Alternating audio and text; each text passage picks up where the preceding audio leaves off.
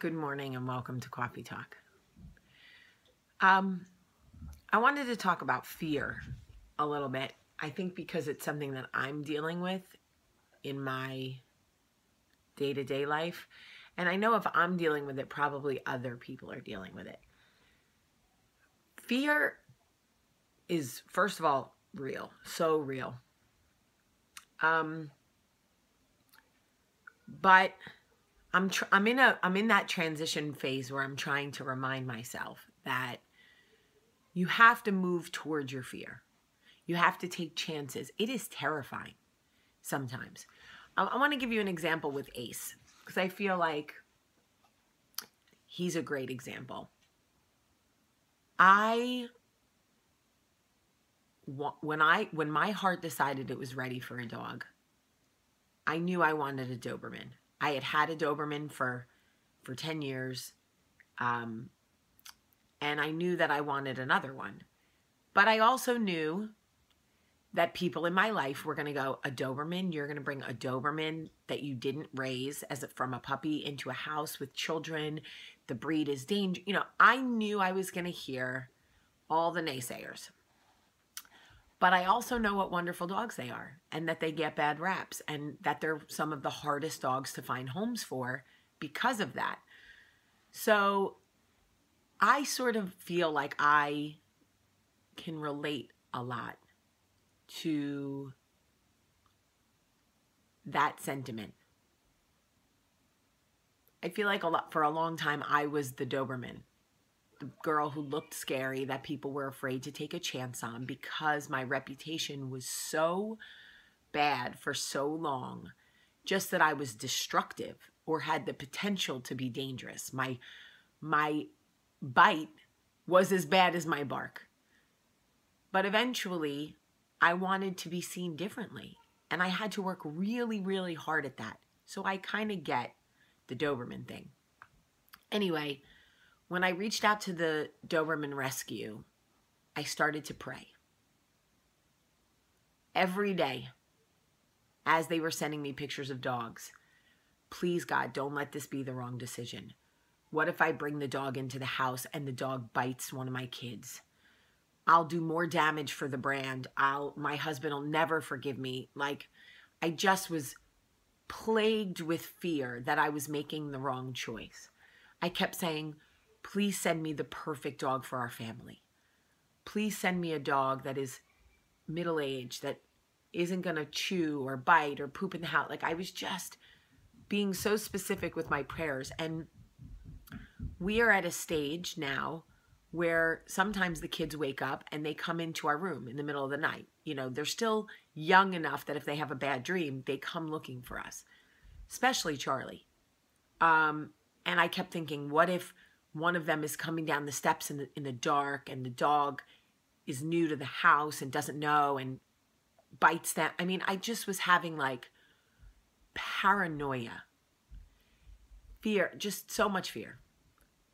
And it got so bad that at one point I had decided that I just wasn't going to do it. It wasn't worth the risk to me. And then I got the picture of Ace and his story and a little video about him. And I took the kids to meet him, the older two, first. Oh, no, Max and Charlie. And he was like indifferent with them, just didn't care. And then Olivia, my toughest critic, saw him and was like, oh, no, he's too big. He's very scary. And I knew if she said no, it was no. But she spent some time with him.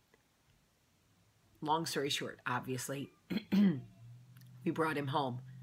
But I was terrified. The first week we had him, I followed him around as much as he followed me around to make sure he wasn't trying to kill anyone. And we've worked out a few kinks. But my point is that I understand fear. I understand fear of change. I understand fear of taking chances. I live in it every day. I'm going to tell you a secret. This weekend, I am going to be filming a presentation for a new show. And I start tonight. And I'm terrified. Terrified of the process again. Terrified of the emotion. Terrified of the judgment. Terrified of the unknown. All of it. I'm terrified. And if it's meant to be, it will be. Oh, Olivia's clearly not happy about something. I just want to say to anybody out there right now who is faced with a decision, fear is real. Don't let anybody tell you, just do it, blah, blah, whatever. Really? Fear is real. It can be crippling. It can stop you from doing things that you actually want to do or things that are meant to be for you. Fear can get in the way of blessings, 100%, because had I not gotten ACE, I wouldn't be madly in love with my boy. Fear is real, and you're not the only one going through it. And I will say this to you. Take baby steps if you have to towards what scares you.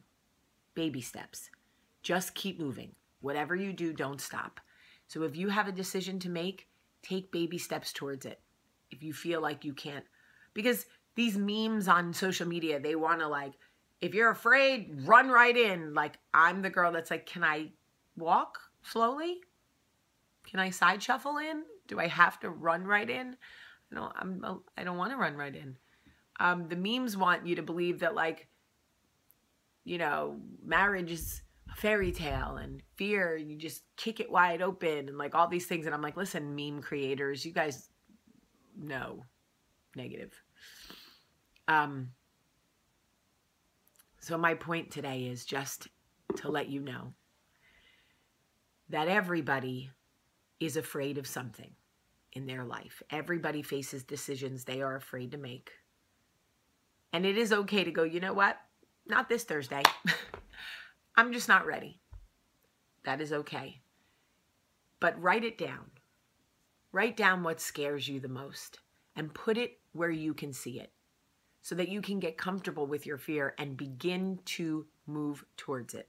Whatever the decision is, asking somebody out, giving an apology that's long overdue, leaving a job that you're miserable at, putting on an outfit that's been hanging in your closet but you're too afraid is not right for you, or whatever your fear may be.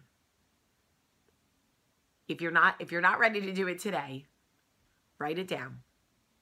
Just get comfortable with it. Live with it where you can see it. Put it in your phone. You know what? When I was thinking about Ace, I put his picture and a reminder on my phone, and the reminder would pop up once a day. And it allowed me to get comfortable with his name and his face, and it really helped. So there are things that we can do to live with our fear and get a little bit more comfortable. Anyway, I love you so much today. Have a great day.